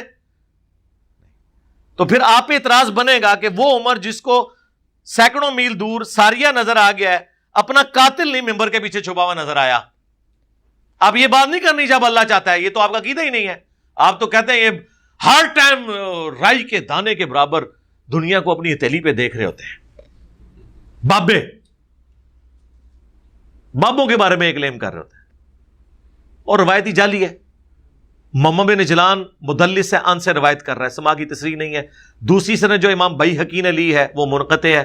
دونوں کے اوپر شیخ زبیر صاحب کا پورا مضمون آیا اپنے فتاوی علمیہ کے اندر. روایتی ثابت نہیں ہے، دلائل النبوہ میں ہے، مشکات کے اندر بھی موجود ہے. ہماری روایت بخاری میں ہے. سیدنا عمر رضی اللہ تعالیٰ عنہ کہتے ہیں جب تک رسول اللہ ہمیں موجود تھے اللہ تعالیٰ میں وحی کے ذریعے بھی خبر دے دیتا تھا، لیکن جب سے نبی علیہ السلام دنیا سے تشریف لے گئے ہیں اب ہم لوگوں کے ظاہری اعمال کے اوپر فیصلہ کریں گے، ان کے دل کا معاملہ اللہ کے سپرد کریں گے. کیوں کہ اب وحی کے ذریعے پرسش نہیں ہو رہی، وحی کا سلسلہ ختم. جب سیدنا عمر خود بول کے کہہ رہے ہیں، وہ تو بڑا اچھا موقع تھا، آپ کہتے سوائے میرے کہ میرے دل میں کوئی بات ڈال دی جائے یا مجھے کوئی منظر دکھا دیا جائے، کیونکہ میں تو محدث ہوں. سمجھ آئی آپ کو بات کی؟ اس سے بھی بڑھ کر صحیح مسلم میں حدیث، ام ایمن وہ بڑھیا تھی جن کے پاس نبی الاسلام بھی چلے جایا کرتے تھے. جب حضرت ابوبکر خلیفہ بنے انہوں نے ایک دن حضرت عمر سے کہا کہ ہم بھی ام ایمن کے پاس جاتے ہیں، رسول اللہ بھی کبھی کبھار چلے جاتے تھے، چلو ہمارے دل کا غم بھی ہلکا ہو جائے گا. دونوں پہنچے تو ام ایمن سلام اللہ علیہا ورضی اللہ تعالی عنہا رو رہی تھی. تو انہوں نے اپنی طرف سے تسلی دی حضرت عمر نے کہ آپ نہ روئیں، رسول اللہ کو تو اللہ نے اتنا مرتبہ دیا ہے جو قرآن میں بھی ہے وَلَلْآخِرَةُ خَيْرٌ لَكَ مِنَ الْأُولَىٰ. نبی آپ کا ہر آنے والا لمحہ گزرے ہوئے لمحے سے بہتر ہوگا. تو اللہ کے نبی تو اللہ کی جنتوں میں ہے، آپ کو بہتر مقام مل گیا. بلکہ میں تو اس میں ایڈ کروں گا کہ امت کی جو تکلیفیں آپ دیکھ کے دکھی ہوتے تھے اس دکھ سے بھی اللہ نے نجات دی. موت تو ایک راحت بن کے آئی حضور کے لیے، اللہ سے ملاقات بھی ہوگی. تو ام ایمن نے ایسا جواب دیا کہ حضرت ابوبکر عمر بھی ششدر رہ گئے. اس عورت کا دماغ وہاں گیا جہاں ان دو بڑوں کا بھی نہیں گیا.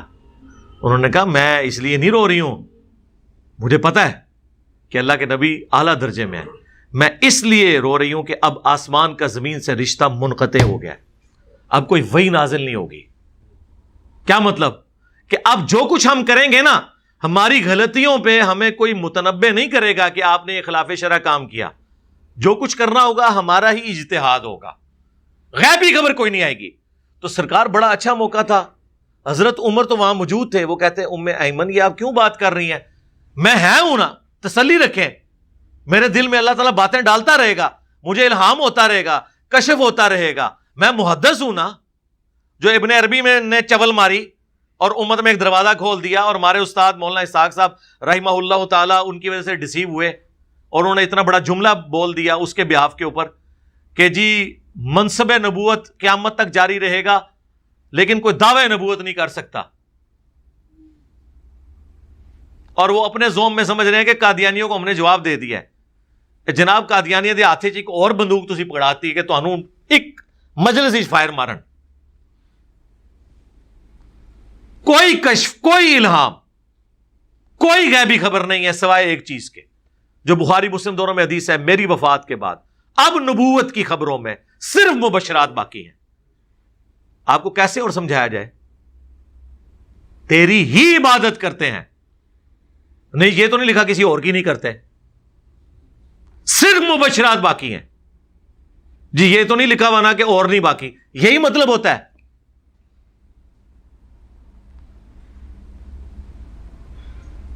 لا یبقى من النبوۃ الا المبشرات. کوئی چیز باقی نہیں ہے نبوت کی خبروں میں سوائے مبشرات کے. پوچھا گیا وہ کیا ہے؟ فرمایا خواب. اور وہ بھی بخاری مسلم میں حدیث ہے, خواب کی 3 اقسام ہے, اللہ کی طرف سے, شیطان کی طرف سے, اس کے لیے 3 دفعہ تھوک دو ایسے. تیسرا ابن سیرین کا قول ساتھ نقل کیا امام بخاری نے کہ نفس کی خواہش ہو سکتی ہے. ہاں, انبیاء کے خواب وہی الہی ہوتے ہیں, وہ بھی جب تک پورے نہ ہو جائیں. سرکار آج یہ میری بات لے جائیں, نبیوں کو بھی نہیں پتا ہوتا کہ یہ ایگزیکیوٹ ہونا ہے کہ نہیں اور کس وقت ہونا ہے. جی حضرت ابراہیم نے خواب میں دیکھا تھا نا اپنے بیٹے کو ذبح کر رہا ہوں, تو ہوا ذبح, اس پہ عمل کرنے کے لیے نکل پڑے اس حکم پہ, سورہ صافات میں آتا ہے. لیکن جب وہ چھری چلانے لگے ایک فدیہ آ گیا مینڈے کی شکل میں.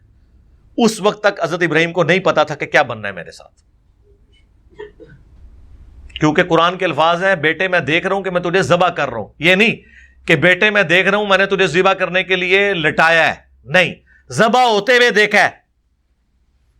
لیکن تعبیر کیا نکلی؟ مینڈا ذبح ہو گیا, بیٹا بچ گیا.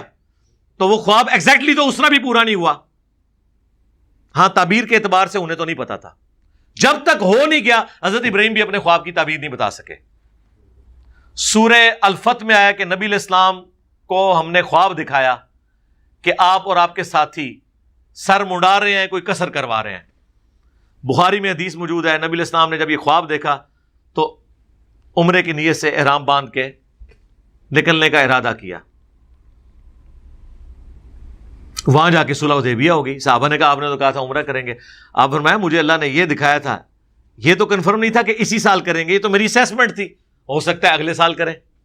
لیکن یہ بات بھی آپ کو ادھر جا کے پتا چلی جب صلح حدیبیہ ہوئی اور کافروں نے کہا اس سال تو آپ واپس ہیں, اگلے سال آئیں گے.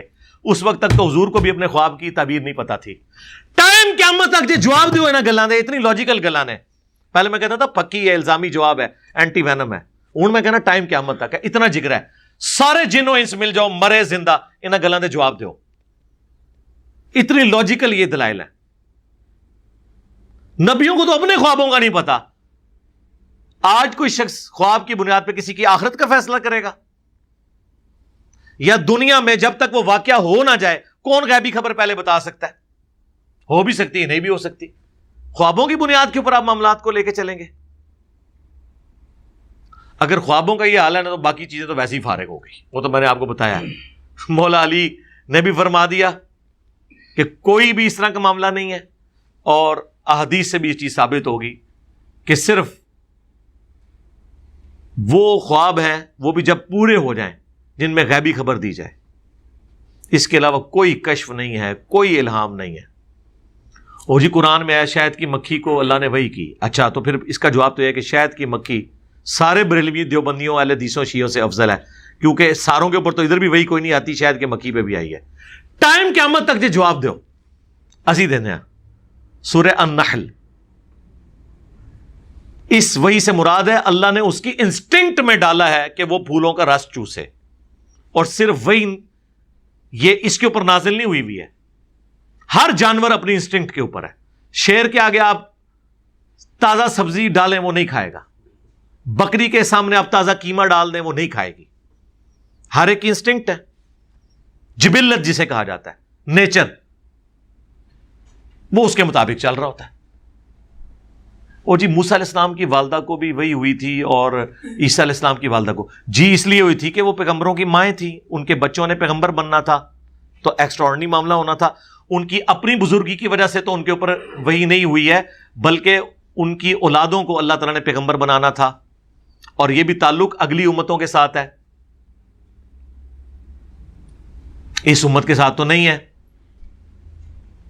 اس امت کے بارے میں جو آپ حدیث لے کے آتے تھے کہ اگر اس امت میں کوئی محدث ہے تو عمر ہے, تو میں نے بتایا کہ وہ ہوتا تو عمر ہوتا, اور میں نے جسٹیفائی کر دیا.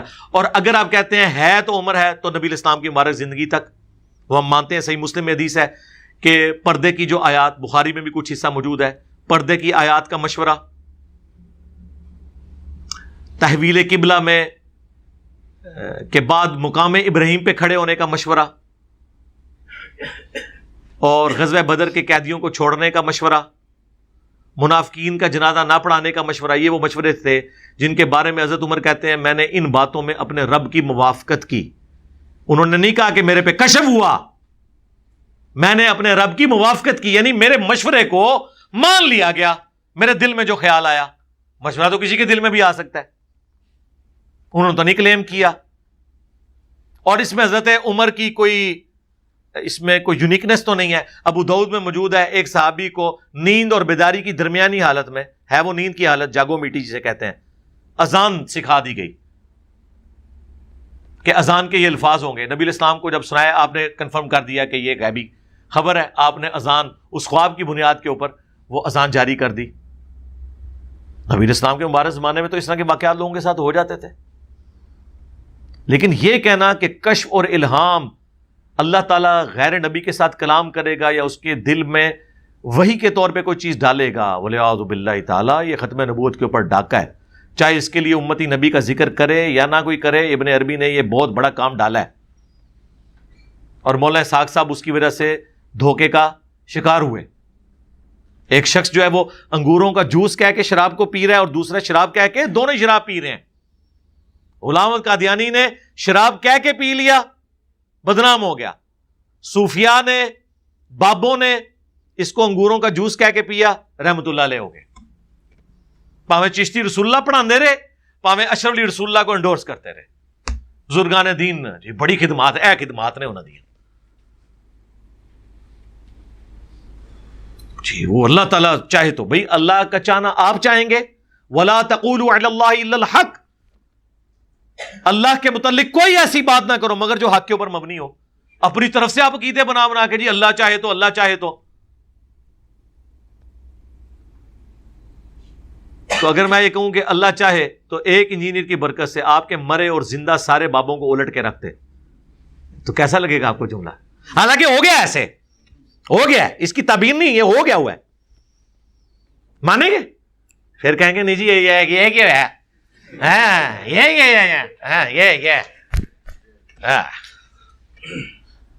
یہ اپنی پونچھ سے پیرا نا, جب اپنی دم پہ پاؤں آتا ہے پھر پتہ چلتا ہے کہ یہ جو مسئلے نکال رہے ہیں یہ کہاں جا کے بیٹھ رہے ہیں.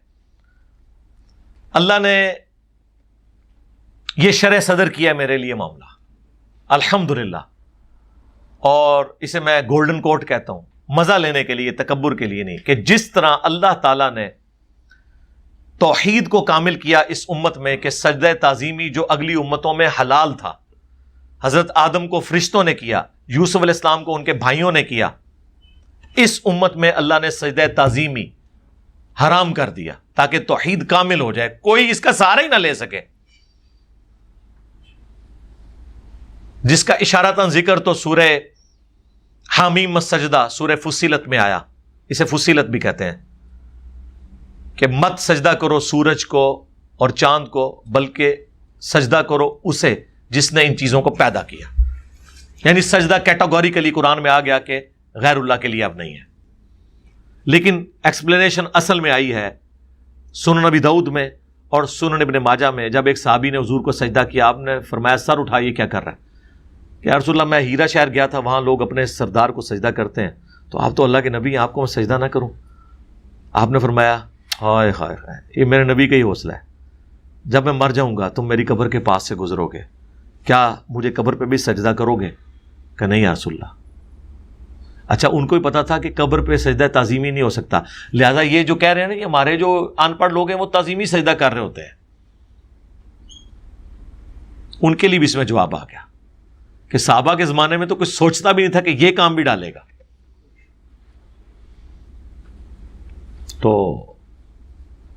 نبی علیہ السلام نے فرمایا کہ پھر مجھے کیوں سجدہ کر رہے ہو؟ اگر میں سجدہ جائز سمجھتا تو بیویوں سے کہتا کہ اپنے خامدوں کو سجدہ کریں اس حق کے سبب جو اللہ تعالیٰ نے ان کا رکھا ہے۔ جس طرح توحید کامل ہوئی اس امت میں کہ سجدہ تعظیمی قیامت تک کے لیے حرام ہو گیا، اگرچہ اگلی امتوں میں جائز تھا، اب وہ میرا گولڈن کوٹ والا پورشن آ رہا ہے، میں اس کا مزہ لے رہا ہوں، تکبر کے طور پہ نہیں۔ فَأَمَّا بِنِعْمَةِ رَبِّكَ فَحَدِّثْ، اپنے رب کی نعمتوں کا خوب چرچا کرو، اس کے تحت اس امت میں ختم نبوت اتنی کامل ہے کہ کشف اور الہام جو اگلی امتوں میں غیر انبیاء کو ہوتا تھا وہ بھی اللہ نے بین کر دیا۔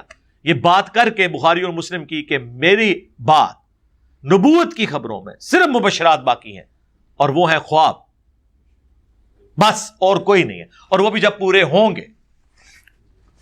دنیا میں تو نہیں، سرکار کو بتا سکتا ہے؟ دنیا میں تو جناب طارق جمیل صاحب کہہ رہے ہیں کہ ہمارے ایک جاننے والے نے خواب دیکھا ہے کہ جنید جمشید نبی علیہ السلام فرمایا ہمارے پاس پہنچ گیا، منواؤ بریلویاں نو پہنچیا ہے، کتے پہنچیا؟ وہ کہیں گے جہنم وچ پہنچیا ہے۔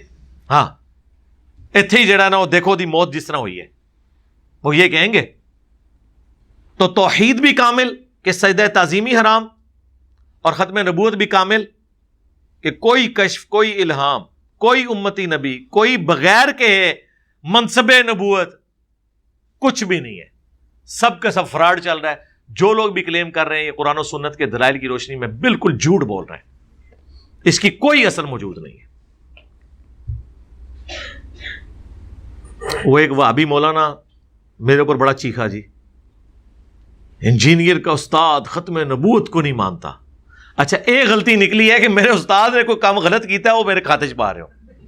سرکار میرے استاد صرف مولانا اسحاق صاحب نہیں ہے، میرے استاد سب سے پہلے جو میرے استاد ہیں وہ مولانا الیاس قادری صاحب ہیں، باپا جانی۔ تو کیا ان کی غلطیاں میرے کھاتے میں ڈلیں گی؟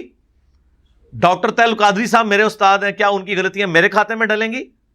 ڈاکٹر اسرار صاحب، پیر نصیر الدین نصیر صاحب، مولانا اسحاق صاحب، شیخ زبیر علی زئی صاحب، غلام سعود سعیدی صاحب، یہ سب کسی نہ کسی درجے میں میرے استاد ہیں، کیا ان کی غلطیوں کو میں نے اون کرنا ہے اور میرے خلاف یہ کلپ چڑھیں گے کہ میں جو وہ ان کی غلطیوں کو چھپاتا ہوں یا میں ان کے بارے میں بولتا نہیں ہوں؟ میں نے تو کشف الہام کے اوپر 8 سے آلموسٹ 10 سال پہلے مسئلہ 6B ریکارڈ کروا دیا تھا، اس میں میں نے ساری کی ساری باتیں تفصیل کے ساتھ بیان کی تھی کہ نبی الاسلام کے بعد اب کوئی اس طرح کا عقیدہ آپ کسی کے بارے میں نہیں رکھ سکتے۔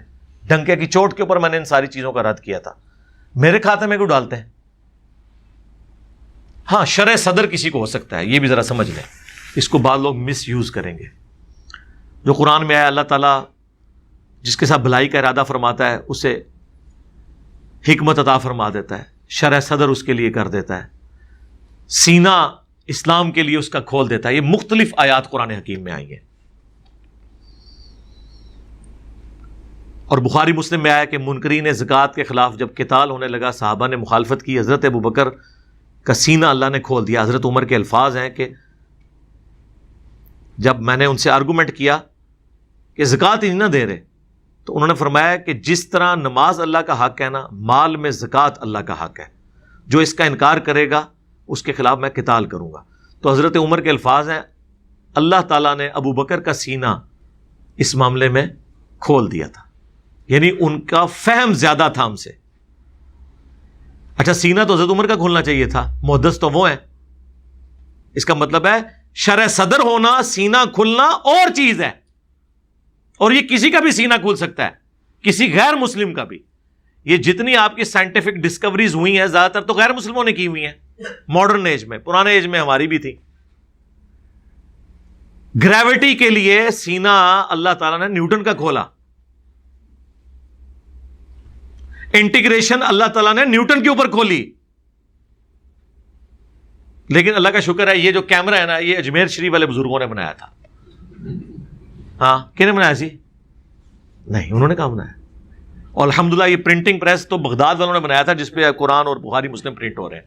اگر وہ بغداد والے بزرگ نہ ہوتے تو آج پرنٹنگ پریس نہ ہوتا. یہ کلرڈ اذکار کارڈ کیسے چھپتے ہیں؟ اتنی ہمارے بزرگوں کی خدمات ہیں، آپ کو پتہ ہے. اب انجینئر محمد علی مرزا کو کیا پتا کہ بابا کیا ہوتا ہے؟ ہاں، اس کا تو ایک اپنا ہی جہاں ہوتا ہے، اس کا ایک وکھرا ہی جہاں ہوتا ہے. ہاں، شرع صدر ہونا اور چیز ہے، یہ ذہن میں رکھیے گا. وہ کافر کے اوپر بھی ہو سکتا ہے. یہ بنزین کی سٹرکچر خواب میں دکھائی گئی تھی نا، ہیگزاگونل شیپ، 6 سانپ اس نے دیکھے تھے یوں لڑتے ہوئے، اور لڑ رہے تھے اور ان کی پیچھے سے دمیں یوں ملی ہوئی تھی، ہیگزاگون بن گئی تھی. اس کو کلک کر گیا. یہ شرع صدر اللہ نے کیا خواب میں. نبوت کی خبروں میں خواب باقی ہیں، دیکھیں کیسا خواب آیا. کافر کو آیا، آ سکتا ہے خواب. یوسف علیہ السلام کے زمانے میں اس کافر بادشاہ کو ہی خواب آیا تھا نا. 7 پتلی گائے جو ہیں وہ موٹی تازی کو کھا رہی ہیں، اور 7 خشک گوشے جو ہیں وہ، اس وقت تو کافر تھا نا. مسلمان تو بعد میں ہوا ہوگا نا، یا ایران والوں کی فلم میں مسلمان ہوا ہے. قرآن میں تو وہ کافر ہی ہے، فرعون ہی تھے نا.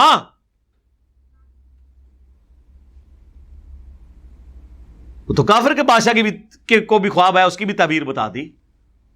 یہ ایک ڈپارٹمنٹ ہی الگ ہے. اس کی تعبیر جب تک نہ ہو، پریکٹیکلی سامنے نہ آئے، پتہ نہیں چلتا.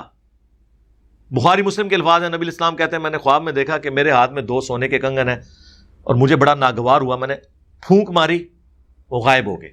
اس کی تعبیر میں نے 2 جھوٹے پیغمبروں سے کی ہے. اب دیکھیں، مسلمہ کذاب اور اسود. بخاری میں الفاظ ہیں، نبی الاسلام نے غزوہ احد سے پہلے خواب دیکھا کہ آپ کے سامنے گائے ذبح ہو رہی ہے. تعبیر کیا ہوئی؟ صحابہ کرام شہید ہو گئے. مسند احمد میں مشہور حدیث مشکات میں موجود ہے، جو ابن عباس نے 10 محرم کے دن خواب دیکھا تھا کہ نبی الاسلام اپنی وفات کے 50 سال بعد ان کے خواب میں آئے. خون کی ایک شیشی اٹھائی ہوئی ہے جس میں خون ہے اور پرانگدہ حالت ہے.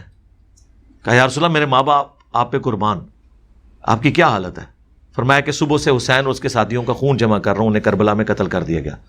گھبرا کے اٹھے، وہ دن اور تاریخ نوٹ کی، اور بعد میں پتہ چلا کہ اسی دن، اسی تاریخ کو حسین ابن علی شہید ہوئے.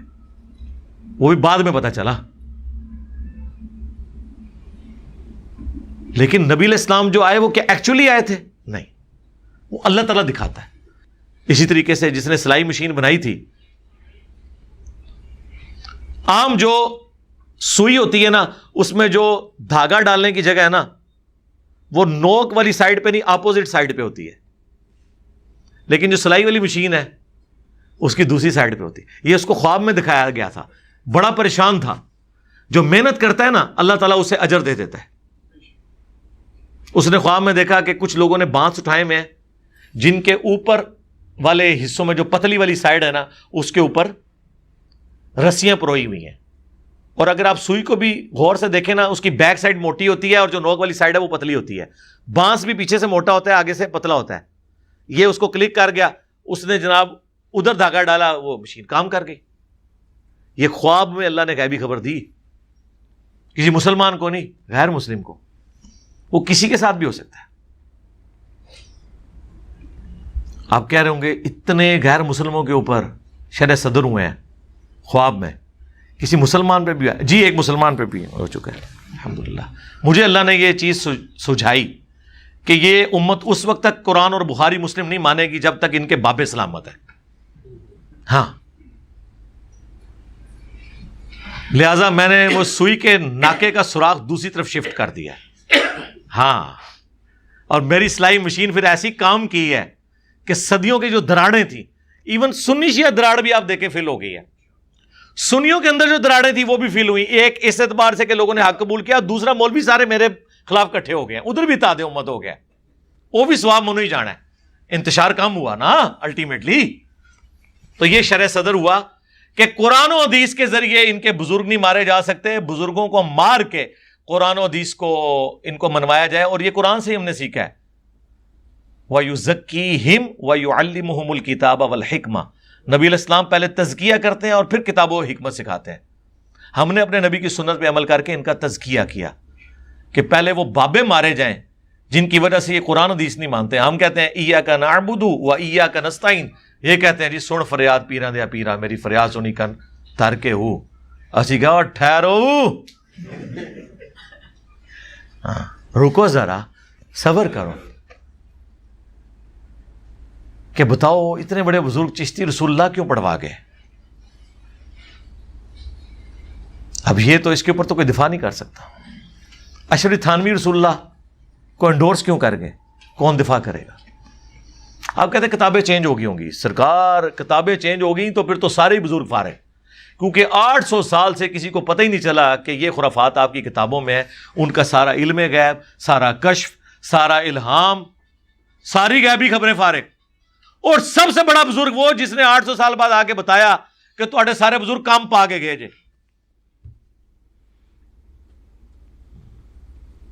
منو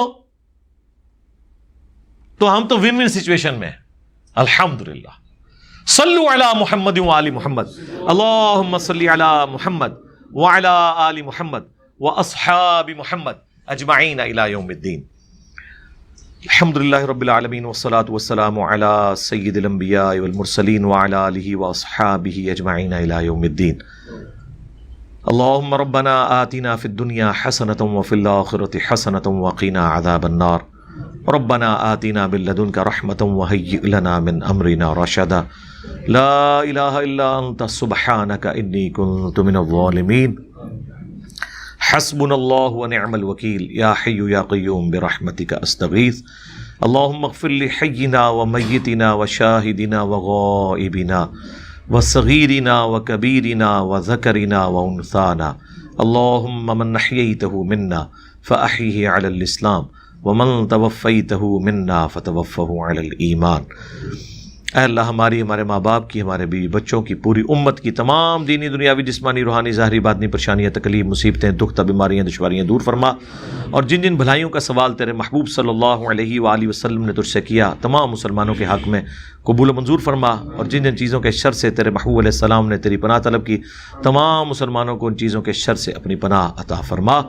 حاضرین کے دلوں میں جو جو نیک اور جائز دعائیں ہیں قبول و منظور فرما.